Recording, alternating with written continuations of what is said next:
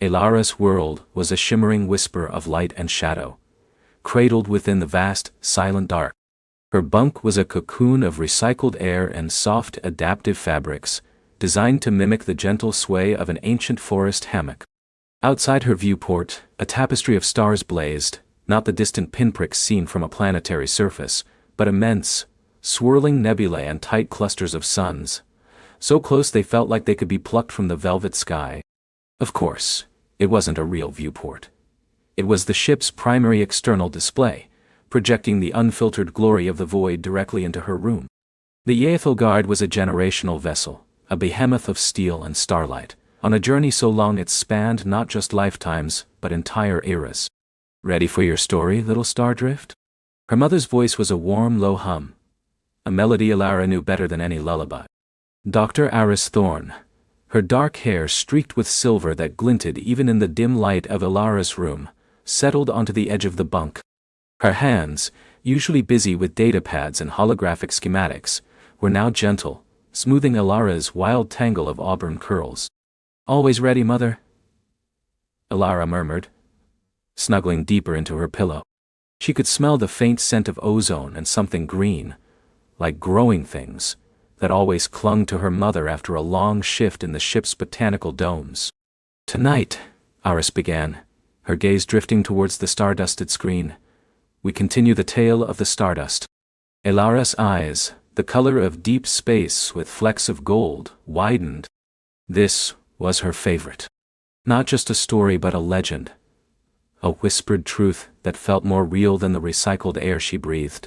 "Tell me about the first time the Yaethelgard saw it," Elara prompted, her voice barely a breath. Iris smiled, a wistful curve of her lips. "The Yaethelgard has seen many wonders in its long journey, Elara, but the Stardust, that was different. It wasn't a star, or a planet, or even a nebula, it was a song." She paused, letting the words hang in the air, allowing Elara to imagine. Elara closed her eyes, picturing the vast silent void outside their ship, and then, a sudden, inexplicable melody. "Our ancestors, the first generation aboard this vessel, they were navigators and scientists, yes, but they were also dreamers. They left a dying Earth seeking not just a new home, but a new understanding. They sought the heart of the universe, knowing it might be found in the smallest particle or the grandest cosmic event." Iris reached out, tracing a shimmering spiral on the viewport with her finger. The projected stars seemed to ripple under her touch. "They called this region the Whispering Expanse. For centuries the Yaethelgard traversed these uncharted territories. We'd seen gas giants with rings of frozen light, black holes that warped time and space, and nebulae so colorful they painted new galaxies in the mind. But then, one cycle, the long-range sensors picked up something unlike anything before. A faint energy signature, pulsing with a rhythm that defied explanation.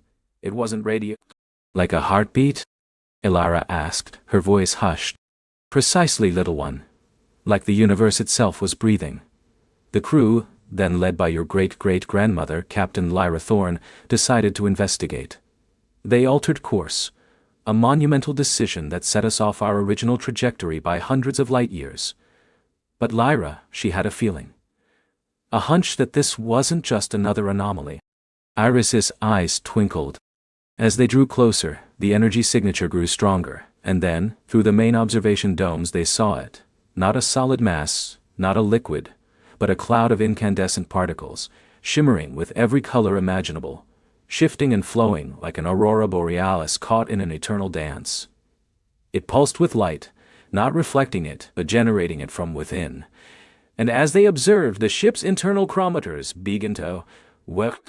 "The Stardust," Elara breathed, a familiar thrill running through her. Yes, they named it the Stardust Nebula. But it wasn't just beautiful.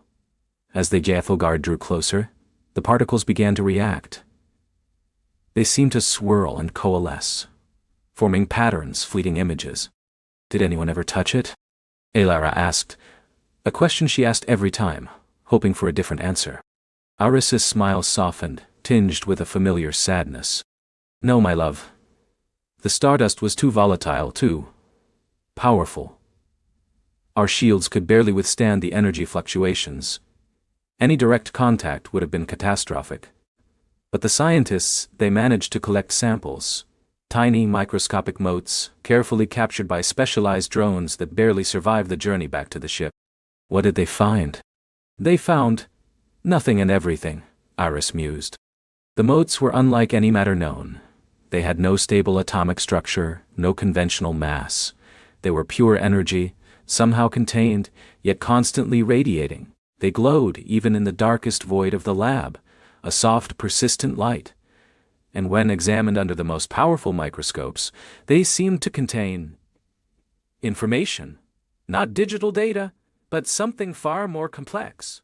Like tiny memories, Elara whispered, recalling past iterations of the story. Perhaps, or echoes, or even, as some theorized, the very fabric of consciousness itself, woven into light. The Stardust was a mystery, a cosmic enigma that defied all our understanding. It was beautiful, terrifying, and utterly captivating. It changed the Gaethelgard forever. How? It gave us a new purpose, Eris said, her voice dropping to a near whisper. Our mission wasn't just to find a new world. It was to understand the Stardust, to learn its secrets, to unlock its potential. For centuries, generation after generation of Thorn women and men have dedicated their lives to this study. We built new observatories, developed new sensors, designed new ways to interpret the whispers. We created the Arise Thorn Resonance Imager, a system that lets us map the Stardust energy patterns across vast distances. Even now far from the Earth, Elara knew about the Imager. Her mother spent most of her waking hours in the deep core labs, monitoring its intricate readings. It was a complex device, humming with a power that sometimes made the very deck plates vibrate. And now, we're going back, aren't we? Elara asked, her voice full of a yearning that surprised even herself. Eris's hand paused on Elara's hair. Yes, little Stardrift. The Gaethelgard has completed its long loop. We have traversed the outer rim of the Whispering Expanse, charting, observing, learning. And soon, within the next few cycles, we will be close enough to the Stardust Nebula to attempt a closer observation. This time, we hope to understand more, to maybe even communicate. A shiver ran down Elara's spine, not of fear, but of anticipation. She'd always felt a pull towards the Stardust, a quiet resonance deep within her. When her mother spoke of the whispers, Elara often felt a faint echo herself, like a far-off bell chiming in the depths of her mind. She never told her mother, afraid it sounded too silly, too fantastical, even for a family that chased cosmic mysteries. But it's still dangerous, isn't it? Elara asked, remembering another part of the story. Iris nodded, her smile fading slightly. It is. The Stardust is not malicious, but it is immense, and its energies are beyond our full comprehension. There have been incidents, moments when the ship's systems were overwhelmed, when crew members reported vivid, waking dreams, or felt a profound sense of being watched. We've learned to be cautious, to approach with respect and humility. But what if someone could understand it? Elara pressed, her eyes fixed on her mother's face. What if someone could really talk to it? Iris looked at her daughter, a strange mixture of love and concern in her gaze. That is the ultimate hope, Elara, to bridge the gap, to understand what the Stardust wants, what it is. Perhaps it holds knowledge of the universe's origins, or even the path to a new form of existence. But it requires a mind open enough, a spirit brave enough, and a heart sensitive enough to truly listen. Elara lay quiet, absorbing her mother's words. The thought of listening to the Stardust, of understanding its whispers, filled her with a profound sense of purpose. She often spent hours in the ship's central observation deck, a vast dome of reinforced transparent steel that offered a panoramic view of the stars. While other children played gravity ball or simulated ancient Earth games, Elara would sit, pressed against the cool surface, just feeling the void. She felt the ship's steady thrum, the distant hum of the engines, the faint, constant murmur of the universe. And sometimes, she felt something else. A subtle pressure, a gentle nudge, a fleeting thought that wasn't her own. It's late, little Stardrift, Eris said, rising from the bunk. Time for sleep. Dream of the stars. She kissed Elara's forehead, the familiar warmth a comforting anchor in the vastness. As Eris moved towards the door, Elara called out, "Mother?" "Yes, my love? When we get there, can I come with you to the Eris Thorn Imager?" Iris paused, her back to Elara. She turned slowly, a hesitant smile on her face. "The Imager room is very complex, Elara. Not really a place for children." "But I'm not just any child," Elara insisted, sitting up. "I'm a thorn. And I feel it, Mother. I feel the stardust, I really do." Iris's eyes searched Elara's, a flicker of something unreadable passing through them. "We'll see, Elara. When the time comes, we'll see." With a final gentle nod, Eris left the room, the door hissing softly shut behind her. Elara lay back, but sleep felt a million light years away. She stared at the simulated starscape, no longer just a pretty picture, but a gateway to a living mystery.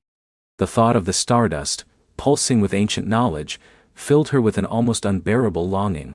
She closed her eyes, trying to replicate the feeling she sometimes experienced. That gentle pressure, that whisper. Tonight, it felt stronger. Not a whisper, but a faint, persistent hum, like a distant tuning fork vibrating in the deepest recesses of her mind. It was a familiar sensation, yet tonight it held a new urgency, a clarity she hadn't felt before. She focused on it, letting her mind drift, imagining herself soaring through the star-filled void, not in the ship but free, unbound. Suddenly, the hum intensified, shifting into a complex pattern of sound and light behind her eyelids. It wasn't visual, not exactly, but she saw it, a kaleidoscope of colors that pulsed and flowed, forming intricate geometric shapes. And then, a single image coalesced. Not an image she could describe in words, but a feeling, a message. It was a beacon, a call, and it was directed at Chera. Elara gasped, her eyes snapping open. The starscape on her viewport seemed to glow brighter, the colors more vivid, as if mirroring the internal vision she'd just experienced. Her heart hammered against her ribs. This wasn't just a story anymore. This wasn't just a feeling. This was real. She pushed back her covers, her bare feet touching the cool deck plate. She had to see. She had to know. Her small compad lay on her bedside table. With trembling fingers, she activated it, calling up the ship's internal map. She knew the general location of the Eris Thorn Imager room, deep in the science sector, several decks below her residential pod. It was off-limits, guarded by security protocols and her mother's strict rules. But the call, that undeniable pull, was stronger than any rule. Slipping out of her room, Elara moved silently through the deserted corridor. The Ithelgard was a city in space, but at this hour, most of its inhabitants were in stasis or deep sleep. Only the hum of the life support systems and the distant whir of maintenance drones broke the silence. The ship's internal lights were dimmed, casting long, eerie shadows. Elara had always been good at navigating the Ithelgard. She knew its ventilation shafts, its hidden maintenance pathways, its seldom-used access tunnels. Her mother, in an effort to make the ship feel less confining, had often encouraged Elara to explore, to learn every nook and cranny. Now that knowledge served a different purpose. She bypassed the main elevators, knowing they would require authorization codes.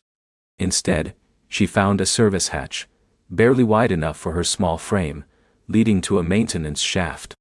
With a practiced tug, she unlatched it and squeezed through, the metallic tang of the ship's inner workings filling her nostrils. The shaft was dark, but a faint glow emanated from her compad, illuminating the ladder rungs. Down, down she went, the hum of the stardust growing subtly stronger in her mind with every deck she descended. She passed through storage bays filled with ancient artifacts from Earth, through hydroponic gardens where exotic alien flora thrived under artificial suns, through empty crew quarters.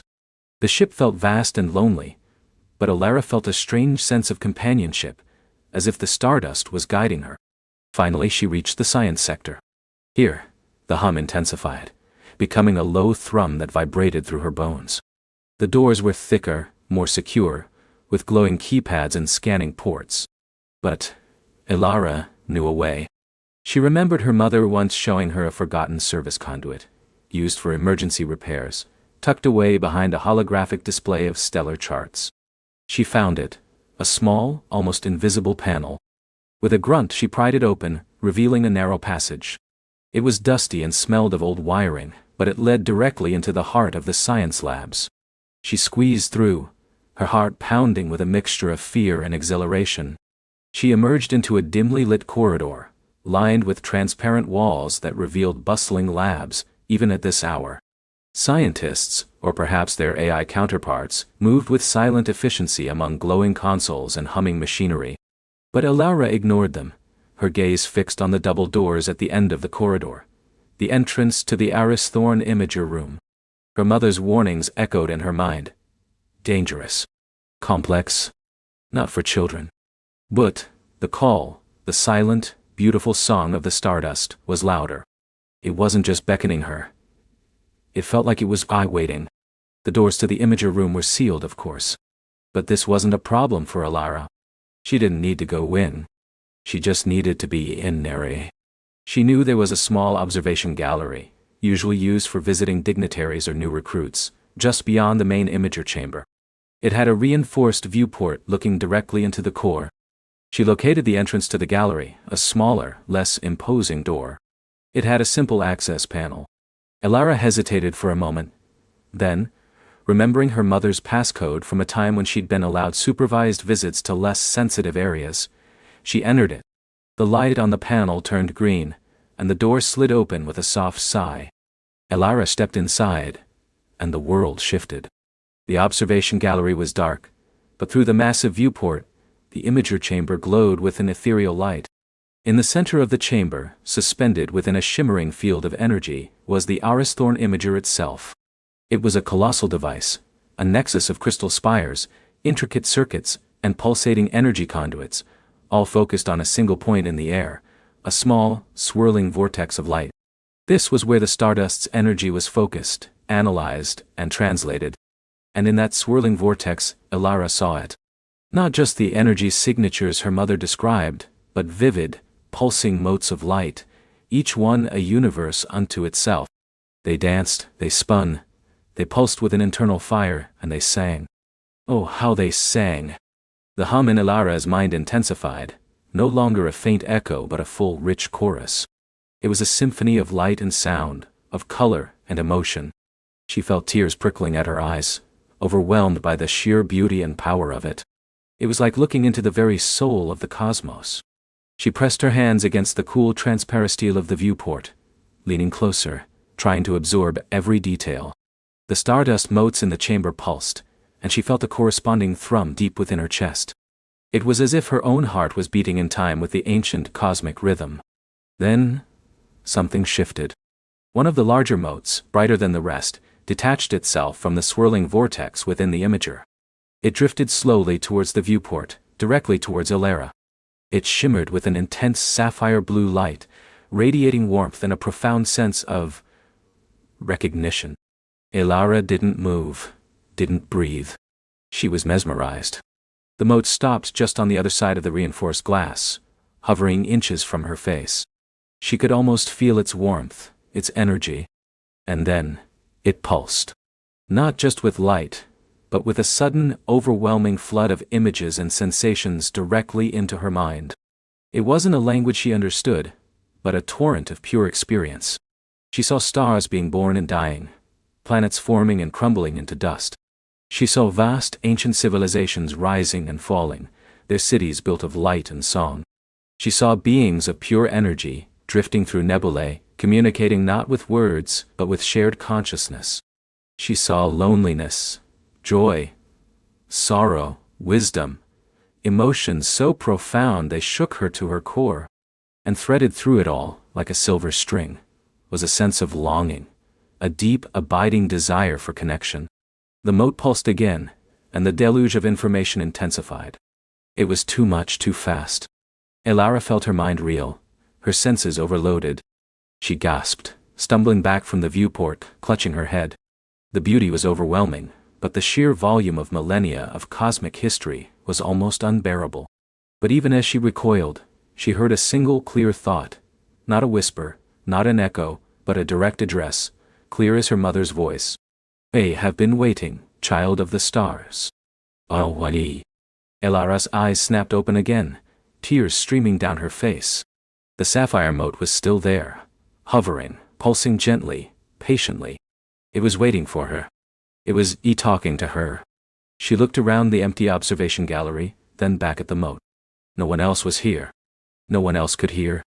This was for her. Hesitantly, Elara reached out a hand, pressing her palm against the cold transparent steel, directly opposite the glowing mote. As her skin touched the surface, the mote pulsed one last, brilliant time, and a shockwave of warmth and light seemed to pass through the reinforced glass, through her hand, and directly into her heart. A profound sense of peace washed over her, replacing the overload. The images, the sounds, the emotions. They didn't vanish, but settled, organized, becoming part of her. She felt connected, truly, deeply connected, not just to the Stardust, but to everything it represented. The past, the present, the future, the entire shimmering tapestry of the universe. The mote began to recede, drifting back into the swirling vortex of the imager, its sapphire light dimming slightly, but still distinct. Elara watched it go, her hand still pressed to the glass, a faint tingling sensation spreading through her arm. She knew with absolute certainty that her life had just changed. The Stardust wasn't just a bedtime story, not just a scientific enigma. It was alive. And it had chosen her. The Iythelgard was returning to the whispering expanse, and the Stardust was waiting. And now, Elara knew. She was ready. More than ready. She was part of it. The journey had truly begun. The journey had truly begun. The tingling sensation in Elara's arm lingered, a phantom echo of the Stardust's touch. She stood by the viewport long after the shimmering entity had vanished into the cosmic tapestry, the vibrant nebulae and distant starfields feeling suddenly more intimate, more alive. Her heart thrummed with a new rhythm, a silent symphony of wonder and responsibility. She finally turned from the glass, her breath catching as she saw her father, Dr. Aris Thorne, standing a few paces behind her. His brow was furrowed, his usually calm eyes etched with concern. Her mother, Dr. Lyra Thorne, was beside him, her hand resting gently on his arm, her gaze softer but equally probing. They had been watching her. "Elara?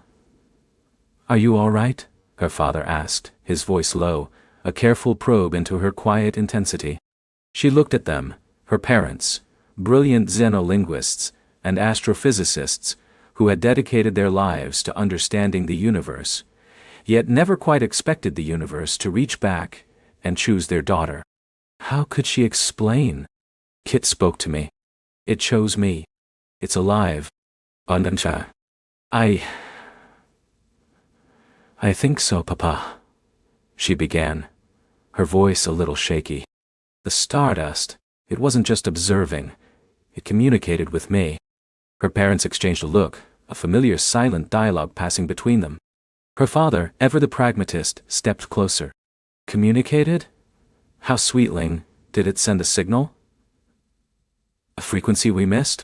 He gestured to the diagnostic panel on his wristcom, its multispectral readouts showing nothing but ambient energy fluctuations. Elara shook her head, a small knowing smile playing on her lips. "Not like that, not with sensors or frequencies. It was a feeling, a knowing. It felt like it reached inside my mind, but not in a scary way. It showed me a glimpse of its journey, of its purpose. And it chose me to be part of it." The words tumbled out, each one solidifying the impossible truth. Her mother knelt, her eyes meeting Elara's directly. Lyra Thorne had always possessed an intuition that balanced her husband's rigorous logic. "A feeling? What kind of feeling, my star? Like understanding everything without words. Like I wasn't just seeing it, I was it for a moment. It showed me the whispering expanse, not just as a destination but as a beginning. It's waiting for us, for May." Elara's voice grew surer, the certainty radiating from her. "And when it left, I felt it. A promise. A connection." She held out her hand, still faintly tingling. "It left something with me." Aries, usually so composed, ran a hand through his perpetually neat silver hair. A connection? Elara, that's extraordinary. Unprecedented. We've studied the Stardust for decades, observed its intricate dance, its unique energy signature, but never any indication of direct, sentient interaction, let alone selection. He paused, his scientific mind wrestling with the emotional conviction in his daughter's eyes. Are you sure this isn't wishful thinking perhaps after such a profound encounter? Elara looked from her father's skepticism to her mother's thoughtful, open expression. No, Papa. I'm sure.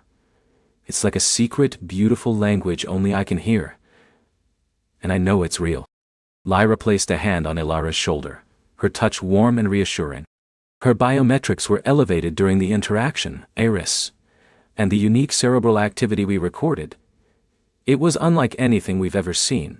Not a seizure, not a hallucination.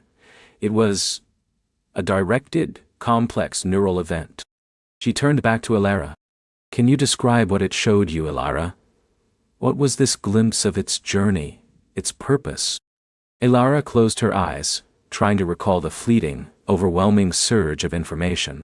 It was vastness, like seeing the birth of stars and the end of galaxies all at once.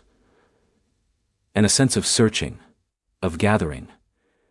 It wasn't just traveling. It was collecting, preserving, a living archive of the cosmos. And its purpose, it feels like it's protecting something, or waiting for something to begin.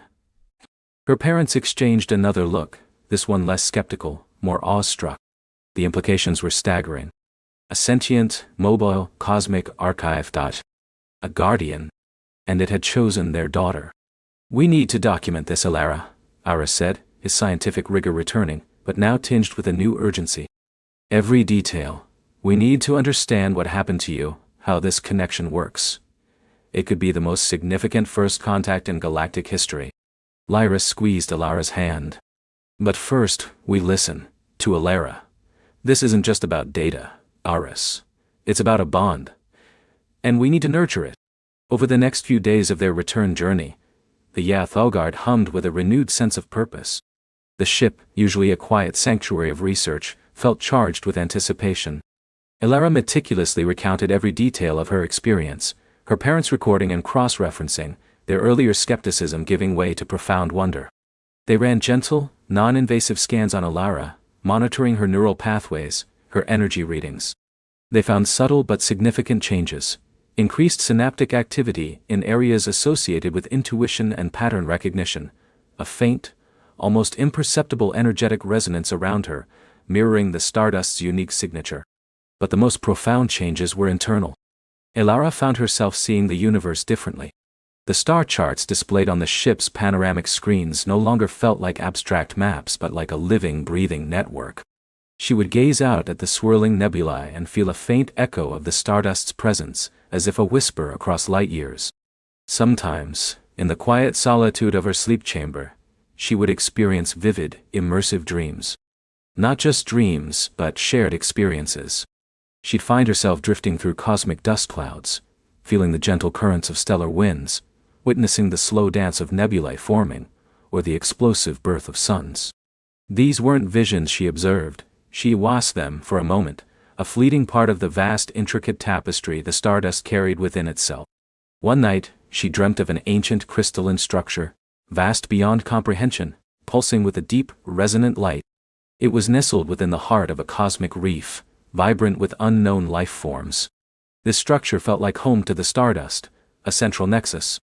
When she woke, the image was burned into her mind, clear, as if she had seen it through her own eyes. She drew it, a complex geometric pattern that seemed to hum with an inner logic, and showed it to her parents.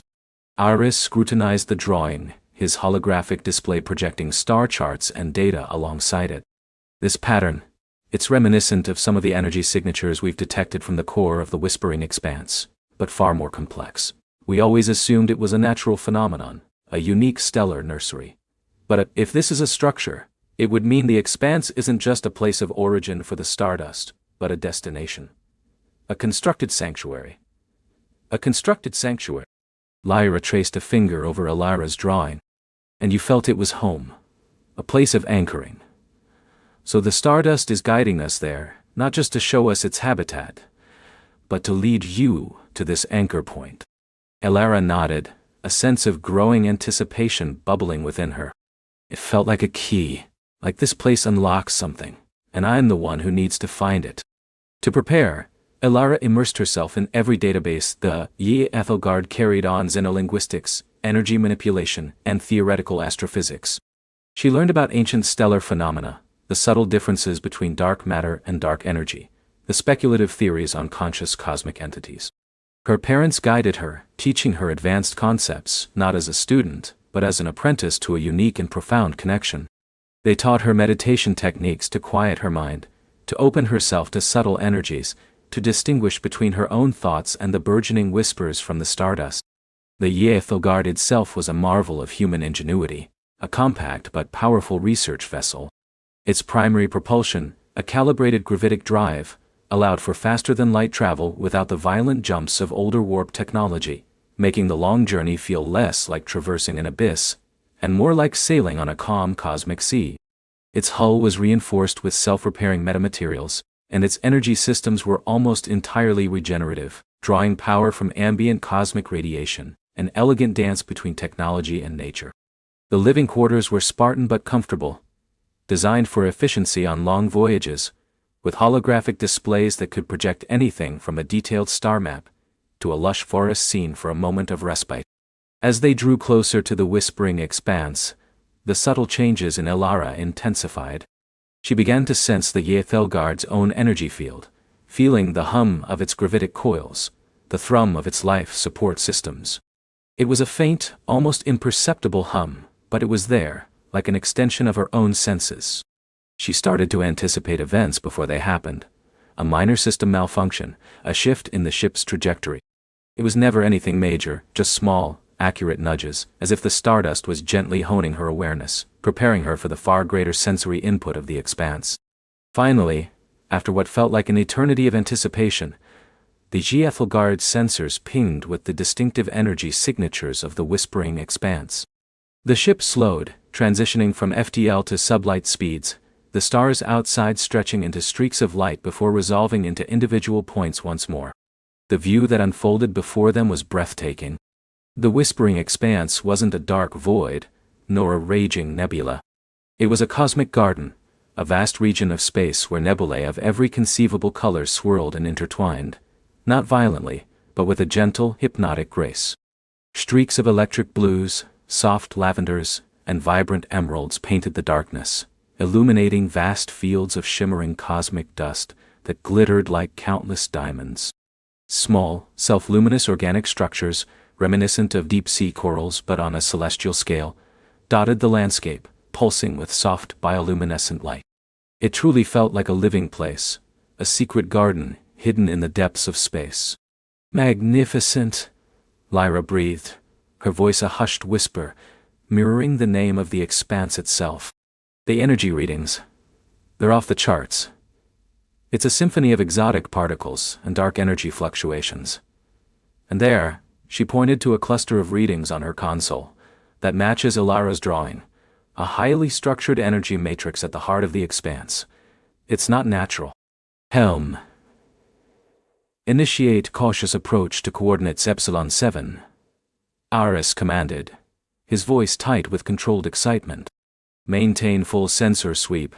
Long-range scans indicate no conventional hazards, but the unique energy fields here could mask anything."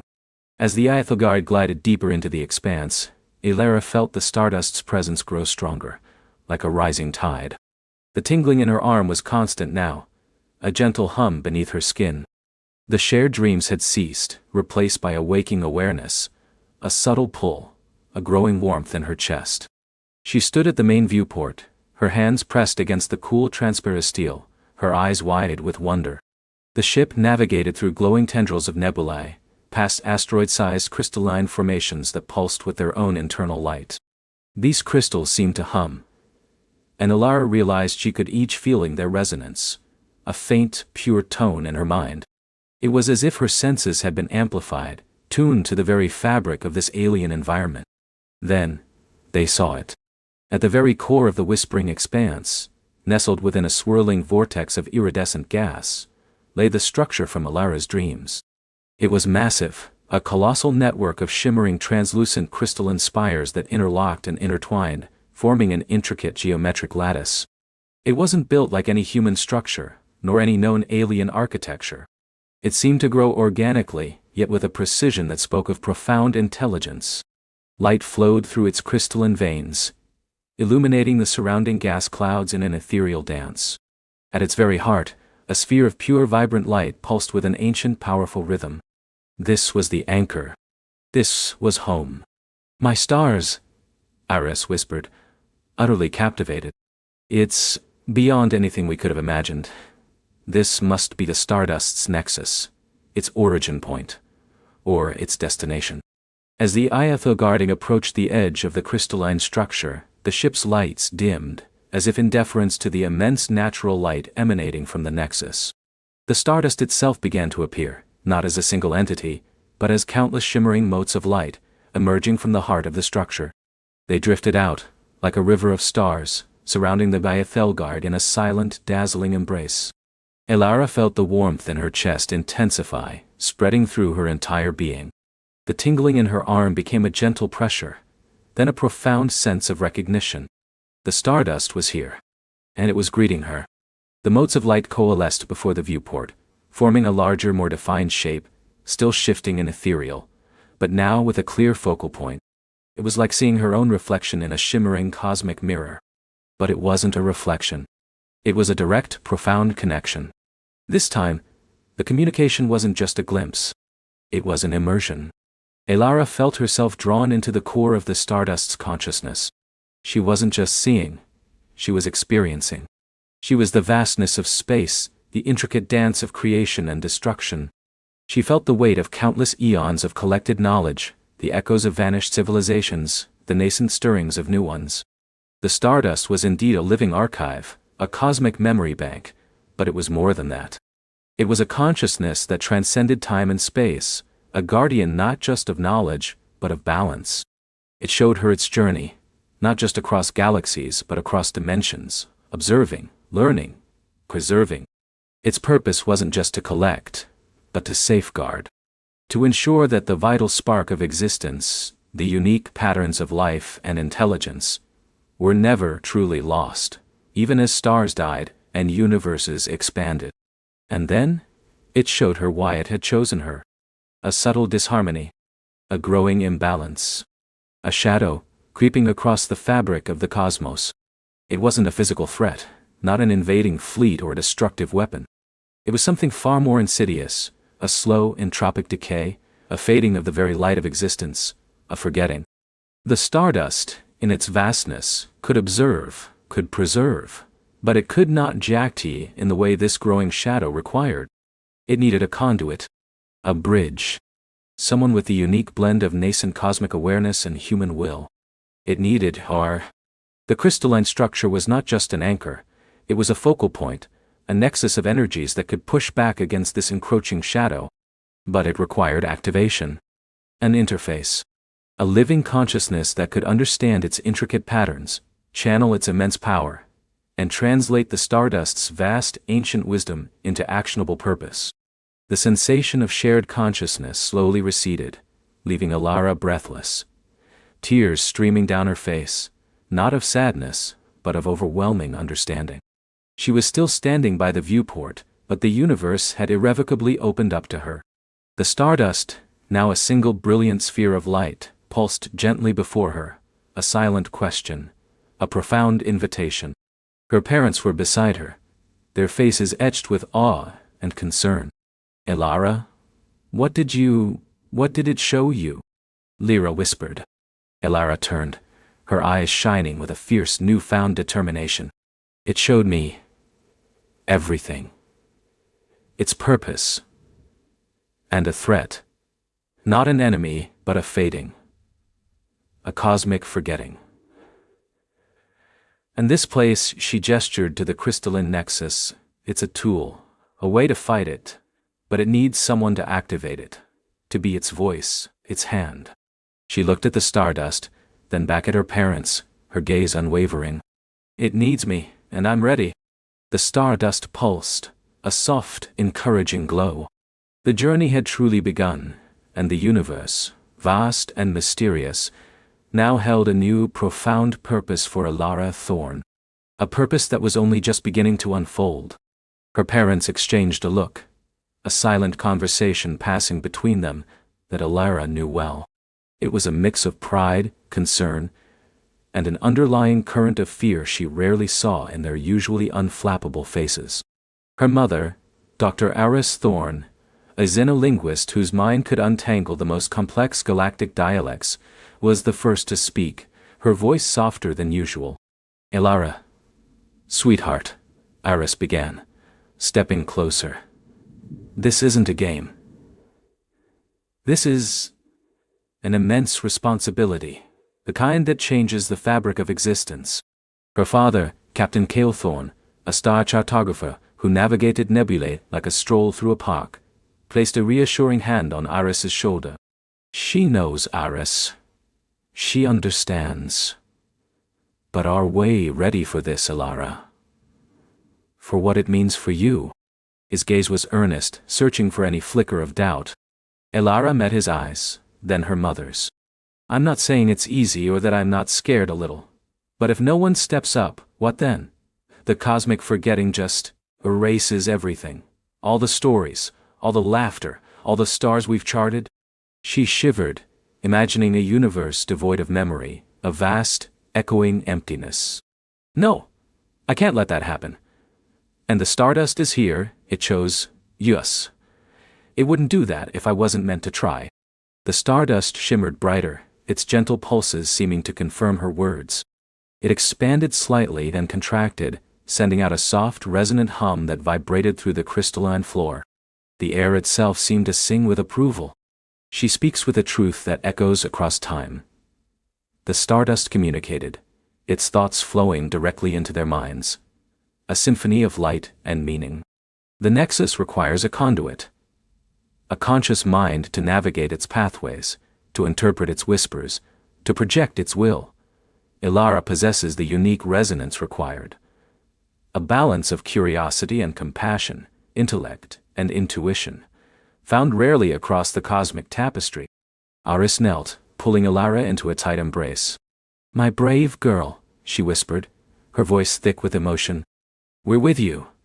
Every step of the way. Cale joined them, wrapping his arms around both his wife and daughter. It was a moment of profound family connection, a silent promise made in the heart of a galaxy-saving artifact. So? Alara asked, pulling back slightly. How does it work? What do I do?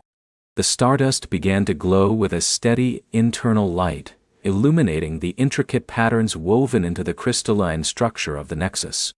The nexus is a repository, a library of universal memory, but also a forge. It gathers the echoes of existence, the stories imprinted upon the fabric of reality, and weaves them into a protective shield against the encroaching void. To activate it, you must become one with it. You must learn its language, understand its purpose, and guide its energies. A section of the crystalline floor near them began to rise, forming a shimmering, translucent console. Runes and symbols, impossibly ancient yet radiating a vibrant energy, appeared on its surface. They pulsed with soft light, shifting and rearranging in complex patterns. This, the stardust conveyed, is your interface, your entry point. You will not merely press buttons, Alara. You will immerse your consciousness. You will journey into the heart of the nexus, guided by me and by the memories it holds. Alara took a deep breath, her heart thrumming with a mix of apprehension and exhilaration. She reached out a hand, hesitating just inches from the glowing console. It felt warm, alive, humming with latent power. What will it feel like? She asked, her voice a little shaky. Like remembering everything you have ever forgotten, and everything you have yet to learn, the stardust replied. Like seeing the universe through the eyes of 1,000 stars. It will be a profound connection. Aris took Alara's hand, squeezing it gently. We'll be right here, observing, monitoring. If anything feels wrong, anything at all, just tell us. We can pull you back. Elara nodded, then took another fortifying breath. She placed her palm flat against the shimmering surface of the console. The moment her skin touched the crystal, a jolt, not of electricity but of pure information, surged through her. It wasn't painful but overwhelming. Colors exploded behind her eyes, sounds echoed in her mind. Not sounds she recognized, but the deep thrum of creation, the whisper of collapsing stars, the laughter of long-dead civilizations. The crystalline floor beneath her feet seemed to melt away, and she felt herself falling, not downwards, but inwards, into a vortex of light and sensation. Her physical body remained standing, eyes closed, a faint glow emanating from her skin. Her parents watched, their faces etched with worry and fascination as Elara's form became slightly translucent, as if she were dissolving into the light. Inside her mind, Elara was no longer in the crystalline chamber.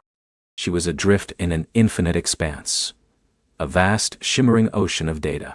Thoughts, memories, emotions, and entire timelines swirled around her like iridescent currents. This was the nexus. This was the universal memory. Breathe, Elara. The Stardust's voice resonated, a calming anchor in the overwhelming surge. Allow yourself to flow with it. Observe, do not resist. This is the river of time, the ocean of being. Every star, every creature, every thought ever conceived, leaves an echo here. Elara focused on the Stardust's presence, a beacon of calm within the storm. Slowly, she began to discern patterns in the chaos. She saw nebulae being born, galaxies spiraling into existence, planets teeming with life, then fading into dust. She witnessed the first spark of consciousness on countless worlds, the rise and fall of empires, the quiet moments of love and loss that defined individual lives. It was breathtaking, humbling, and terrifying all at once. The cosmic forgetting. The Stardust's voice echoed, now tinged with a subtle sadness, a parasitic phenomenon. It does not destroy matter, but meaning. It erases the connections, the narratives, the very essence of existence. A star might still burn, but its light would hold no history, no purpose. A civilization might still build, but its structures would be devoid of memory. As the Stardust spoke, Elara saw projections within the data stream. Swathes of vibrant memory, suddenly, inexplicably, fading to gray. Not just becoming transparent, but becoming meaningless. A complex equation dissolving into random numbers. A soaring symphony reduced to discordant noise. A bustling alien city turning into a collection of identical, inert cubes. The true horror of the forgetting wasn't destruction but emptiness. Your task, the Stardust continued, is to learn to manipulate these currents. To reinforce the fading threads, to reweave the broken narratives. The Nexus collects and stores, but it needs a conscious will to to project its restorative energies. Elara felt a pull, a gentle guidance from the Stardust, directing her attention to specific streams of data. She saw a tiny bioluminescent forest on a distant moon, its unique ecosystem slowly losing its intricate interdependencies, its very e-story of evolution dissolving. The Stardust showed her how to reach out, to extend her mental energy, to gather the faint echoes of the forest's original vibrancy. It was like trying to catch mist, but with immense concentration, she felt a subtle connection. Then, guided by the Stardust, she began to project at E. It wasn't a physical act but a mental one, a focused intention. She imagined the forest, not as it was fading, but as it once was, vibrant and alive, its luminous flora singing its ancient songs. She poured her own wonder, her own belief in its beauty, into the projection. A faint ripple passed through the data stream. The gray edges of the forest's memory flickered, and for a fleeting moment, Elara saw it glow with renewed if subtle color. It was like breathing life into a forgotten painting. Excellent, Elara, the Stardust praised. You have found the first key. Intention. Belief in the memory. Now we must refine this. We must learn to navigate the physical universe to gather stronger echoes, to find the points where the forgetting is weakest, or where a memory holds a unique resonance that can be amplified. Elara felt herself slowly being drawn back from the infinite ocean. The colors receded, the symphony of data softened, and the feeling of her own body returned. She opened her eyes, blinking in the familiar soft glow of the crystalline chamber. Her parents were still there, watching her intently. "Elara, are you all right?" Aris asked, rushing forward to steady her as she swayed slightly. I think so," Elara murmured, feeling disoriented but also invigorated. It was everything. All at once. And then I saw the forgetting. It's so much worse than I imagined. Like the universe is slowly forgetting how to be itself. She shuddered again. But I think I touched something. Helped something. Just a tiny bit. Kale placed a hand on her shoulder. "You were gone for hours, sweetheart. You were glowing the whole time. What did you learn?" "I learned how to connect," Elara explained, still trying to process the experience. "How to see the memories, and how to try and relight them. But it's so faint. It needs more. More energy. More direct experience." Indeed, the Stardust confirmed. The Nexus, for all its power, cannot operate in isolation. It needs fresh echoes, vibrant memories from living worlds, to replenish its stores and amplify its restorative projections. We must journey. We must seek out specific points of unique memory resonance across the galaxy. Worlds where the tapestry of existence is particularly rich, or where a single memory holds a profound significance.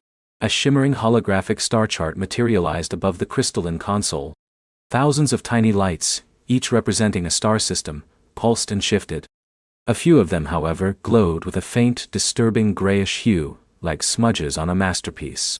These grayed systems, the Stardust indicated, where the forgetting has already begun to take root. They are not yet lost, but their memories are dimming, their stories becoming incoherent. We must avoid these for now. Our task is to gather strength, to find systems untouched or subtly resilient, and draw upon their vibrant life force, their unique narratives, to empower the Nexus. A single star system on the chart, nestled within a swirling nebula of blues and purples, began to pulse with a bright emerald light. "Our first destination," the Stardust declared. The planet Zelos, orbiting the binary star Eldoria. A world renowned for its chronogardens, living archives of temporal flora, each plant holding the complete genetic and historical memory of its species, spanning millennia. A treasure trove of concentrated memory. Kale's eyes widened. "Zelos. That's deep in the Hydra's arm. A 6-week journey at maximum warp. And it's a protected world, highly restrictive entry protocols. The Xylosians are famously private." "Time is of the essence, Captain Thorne," the Stardust replied. "The cosmic forgetting accelerates. We must reach Xylos, gain access to its chronogardens, and allow Elara to establish a resonance link. Her unique gift of empathy and connection will be crucial in navigating their protocols." Aris looked from Elara to Kale, then back to the Stardust. "A space journey then. Like old times, but with a galaxy's fate on our shoulders." She managed a small, determined smile. "All right, let's get our ship ready.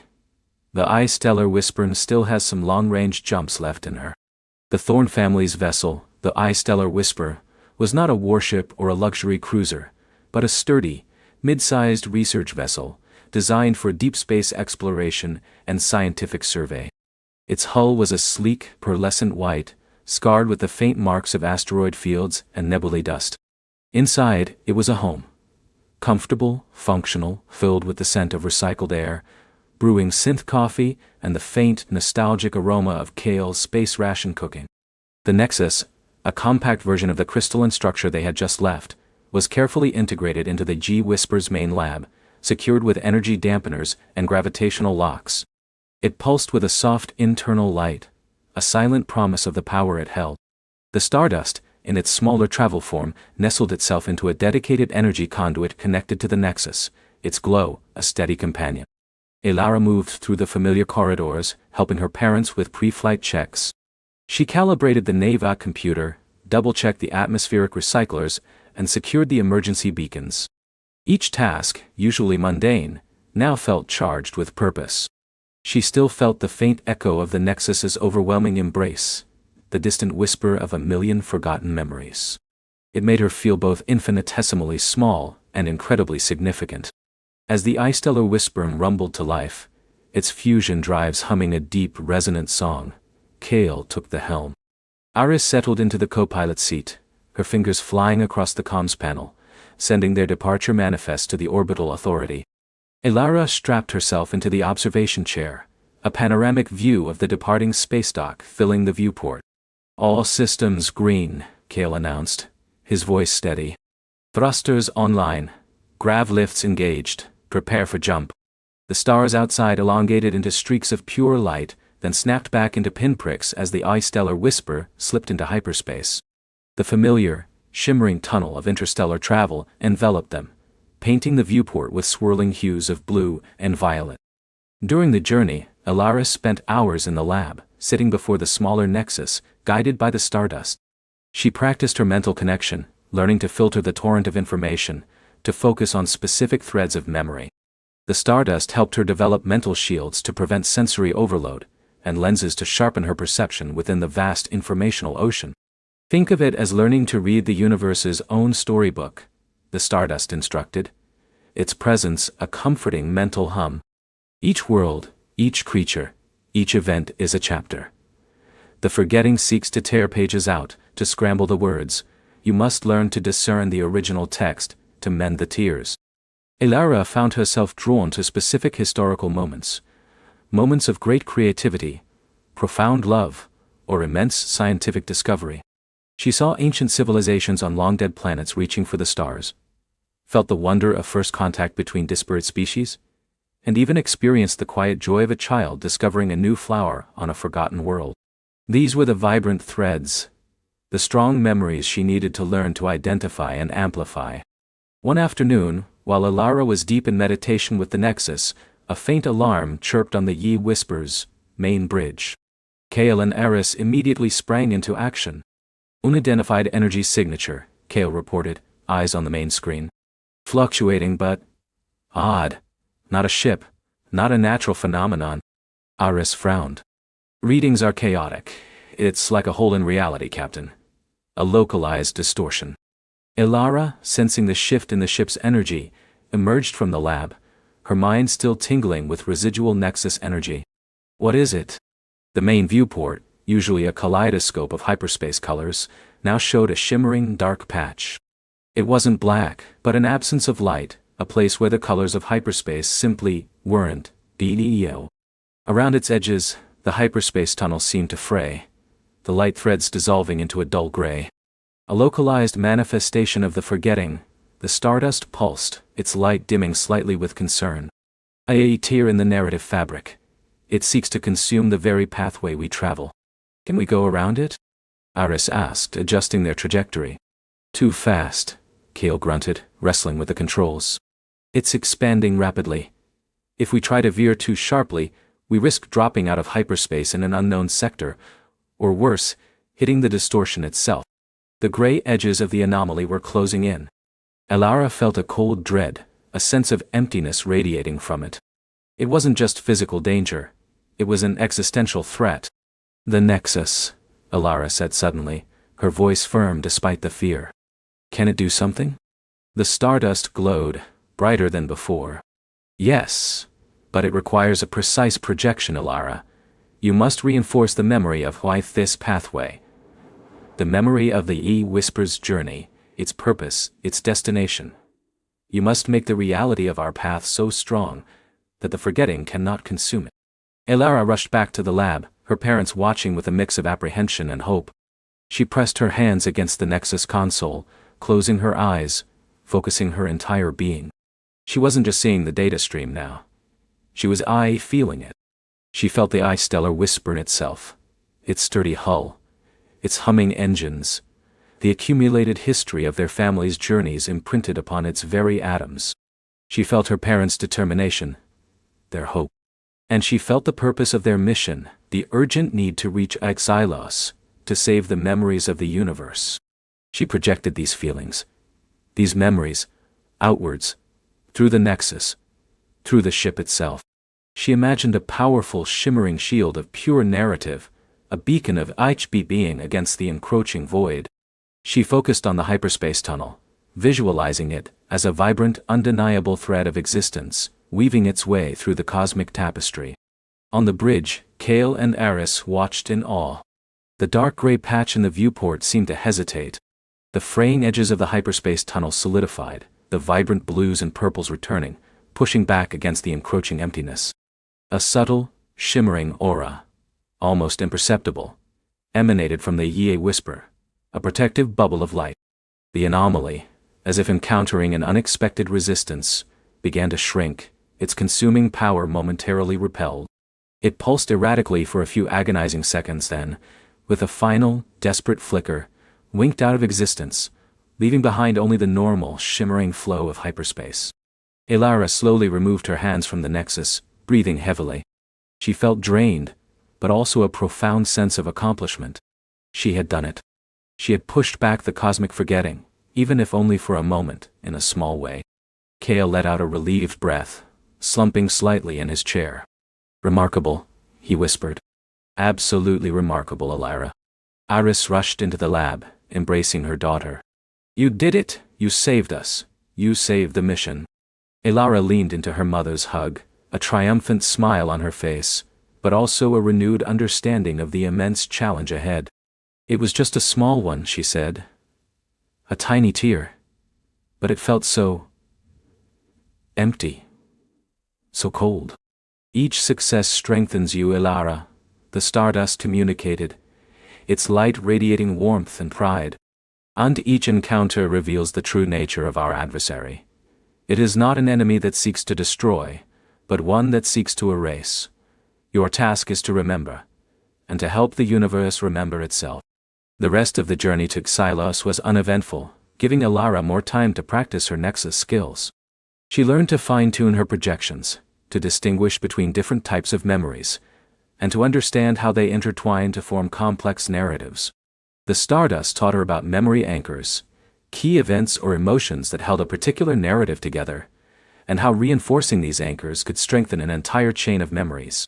Finally, after what felt like an eternity of hyperspace travel, the Ye stellar whisper emerged into normal space.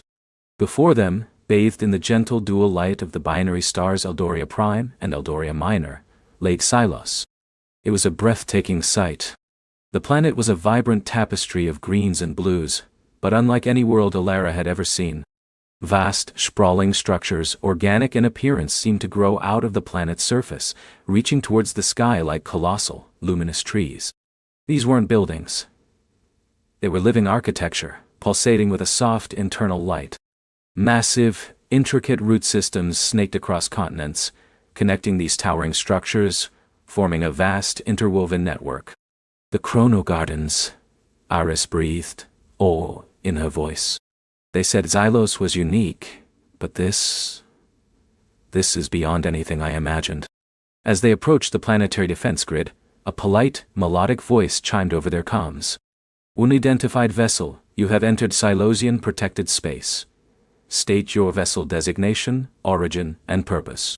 Kale initiated the standard diplomatic hailing sequence. "This is the research vessel Stellar Whispern, Captain Kale Thorne, of the Galactic Federation. We request permission to land at the designated orbital station for diplomatic and scientific exchange, as per our pre-approved itinerary." There was a moment of silence, then the Xylosian voice returned, its tone shifting slightly. "Captain Thorne, your itinerary indicates a research request regarding our temporal flora. While your initial diplomatic request was approved, direct access to the Chrono Gardens is strictly prohibited for external entities. Our records indicate your request for such access was denied." Kale exchanged a worried glance with Aris. "We understand the sensitive nature of your unique ecosystems," he replied, maintaining a professional tone. "However, our mission has taken on a deeper urgency. We believe our research directly pertains to the continued health and integrity of all known biological and historical records, including those within your chrono gardens. Another pause, longer this time. Elara felt a prickle of anxiety. This was the moment. Her empathy skills, honed by the Nexus, would be put to the test. They are ancient stewards, Elara, the Stardust communicated, sensing her rising tension. Their caution is born of centuries of safeguarding universal memory. You must speak to their purpose, not just their rules. The Excelosian voice returned, its tone now more curious than defensive. Captain Thorne, your urgency is noted. However, the sanctity of the Chrono Gardens is paramount. Our entire civilization is built upon the preservation of temporal memory. We do not lightly risk its integrity. Elara took a deep breath. Excuse me. She spoke into the comms, her voice clear and earnest. This is Elara Thorne. My parents are indeed here for scientific exchange, but my purpose is different. I understand your dedication to memory, because I share it. I have seen what happens when memory begins to fade, when the stories of worlds are lost. We call it the cosmic forgetting. There was stunned silence on the other end. No one ever spoke of such things. How do you know of such a thing, young one? The Excelosian voice finally asked, a tremor of ancient concern in its melodic tone. Because I have felt it, Elara replied, choosing her words carefully. I have touched its cold emptiness, and I have been chosen by a force that seeks to fight it, a force that understands the sacred trust you bear, the importance of your chrono gardens. We believe your temporal flora holds a unique resonance, a powerful concentration of memory that is vital to resisting this forgetting. We need your help to protect not just your memories, but all memories. The silence stretched, heavy with unspoken weight. Elara held her breath, her heart pounding. She could feel the Selosians' surprise, their ancient caution, but also, subtly, their deep-seated reverence for memory. She was speaking their language, not just linguistically, but emotionally. Finally, the Excelosian voice returned, softer, almost a whisper. Such a claim is unprecedented. But your conviction resonates very well. You may approach the primary orbital station. A delegation will meet you there. Be prepared to explain yourselves fully. And young Elara Thorne, be prepared to prove the truth of your words. For the sake of all memory, we listen. A wave of relief washed over Elara, followed by a surge of renewed determination. They had gained entry. The first step was complete. But the real challenge, she knew, lay ahead, deep within the living archives of Xylos, and within herself. The journey to mend the universe's fading memories had just truly begun. The journey to mend the universe's fading memories had just truly begun. With a quiet hope, Elara closed her eyes, dreaming of the truths she would soon awaken.